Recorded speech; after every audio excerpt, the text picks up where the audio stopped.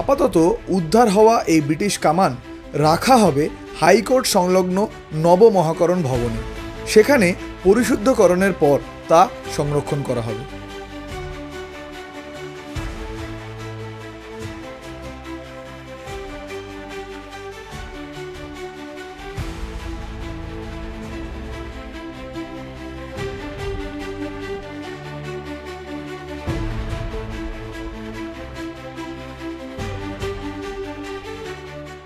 দু বছর আগের ঘটনা। দমদম সেন্ট্রাল জেল লাগোয়া এলাকা থেকে উদ্ধার হয় দুটি কামান। মাটিতে পোঁতা অবস্থায় ছিল। একই রকম ভাবে কামান উদ্ধার হয় ফেয়ারলি প্লেস এলাকায়। ঐতিহাসিকরা অনুমান করেন কামানগুলি সিরাজ উদ্দৌলার আমলে। নবাব সিরাজ ফোর্ট উইলিয়াম আক্রমণের সময় এই ধরনের কামান ব্যবহার করেন। ঠিকই দেখেছেন, এই কামানগুলোর ঐতিহাসিক গুরুত্ব আছে, কিন্তু থাকলে কি আদৌ গুরুত্ব দিচ্ছে কি সরকার? সংরক্ষণ কি হচ্ছে? ঠিকানা গঙ্গার ধারে স্ট্র্যান্ড রোড, নবমহাকরণের রেলিং ঘেরা জায়গা। জঞ্জালের মধ্যে পড়ে রয়েছে কামানগুলি। সব মিলিয়ে এরকম 16টি কামান উদ্ধার করা হয়। প্রায় সব কটির ঠিকানা এখন নবমহাকরণের আনাজ কানাজ। ওখানে 4টি কামান আছে, তার ভেতরে একটি হচ্ছে দমদম থেকে তোলা, একটি আমাদের স্ট্র্যান্ড রোডে যেখানে ট্রেনের টিকিট কাটে তার পাশের জায়গা থেকে তোলা, আর একটি তোলা হয়েছে জিপিও থেকে, যেটা খুব ইম্পর্টেন্ট। আরেকটি তোলা হয়েছে যতদূর মনে পড়ে আমার মধ্য কলকাতার কোনো একটি জায়গা থেকে।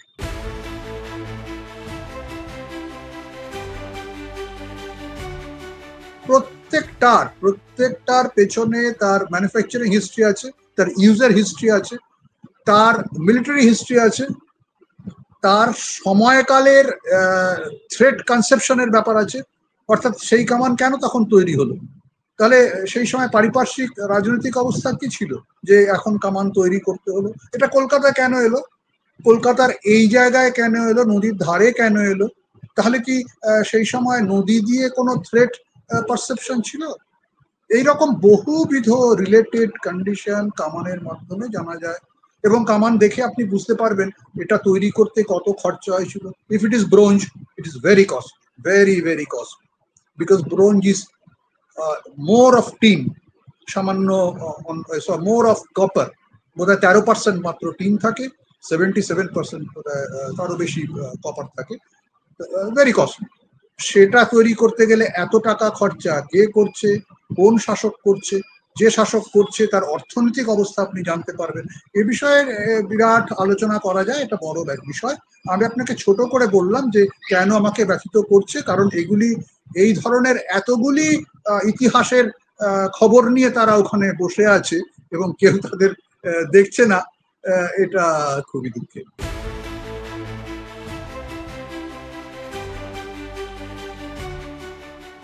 2019 অতিরিক্ত জেলা বিচারক বিপ্লব রায় ডেপুটেশনে রাজ্য সরকারের কাজে নিযুক্ত হন। তার দফতর নবমহাকরণ। কাজে যোগ দিয়ে দেখেন একতলার রেকর্ড রুম বিধানচন্দ্র রায়ের সময় থেকে বন্ধ। প্রচুর ঐতিহাসিক জিনিস রাখা সে ঘরে। বিপ্লব রায় মিউজিয়াম তৈরির জন্য সরকারি স্তরে আলোচনাও করেন। কাজও শুরু হয়। তার উদ্যোগেই 16টি কামান মাটি খুঁড়ে বের করা হয়। উত্তর কলকাতায় একটি মিউজিয়াম তৈরির কথা হয়, কিন্তু সেই মিউজিয়াম দিনের আলো দেখেনি। 2024 বিপ্লব রায় বদলি হন, তারপর কাজ আর এগোয়নি। আমাদের একটা পরিকল্পনা ছিল, একটা ভাবনা চিন্তা হয়েছিল, একটা মিউজিয়াম করা হবে যার 18টা সেকশন থাকবে। তার মধ্যে একটা সেকশন থাকবে কামান and guns and other ammunitions. আমরা চেষ্টা করেছিলাম যে এভলিউশন অফ ক্যানন, এই এভলিউশন অফ ক্যাননের জন্য একটা এক্সক্লুসিভ একটা মিউজিয়াম থাকবে। তার সঙ্গে গানের যে বিবর্তন, বন্দুকের যে বিবর্তন, সেই বিষয়ে মিউজিয়াম থাকবে। আমরা যখন কামানগুলোকে ওখানে রেখেছিলাম তখন আমরা সেগুলি রেস্টোরেশনের কাজ শুরু করি, কিন্তু আমার ট্রান্সফার হয়ে যায় ট্রান্সফার হয়ে যাওয়ার পরে কামানগুলো যে অবস্থায় রাখা হয়েছিল সেই অবস্থায় পড়ে আছে। তাহলে এই কামানগুলি সংরক্ষণের দায়িত্ব কাদের? কর্তৃপক্ষের দাবি সংরক্ষণের দায়িত্ব তাদের নয়। বিপ্লব রায় তার শখের জন্য এই কাজ করতেন। কোনো সরকারি অফিসার কোনো কিছু ব্যক্তিগত উদ্যোগে করে না। কিছু মানুষ তাকে ভালো কাজ হতে না দেওয়া, এক।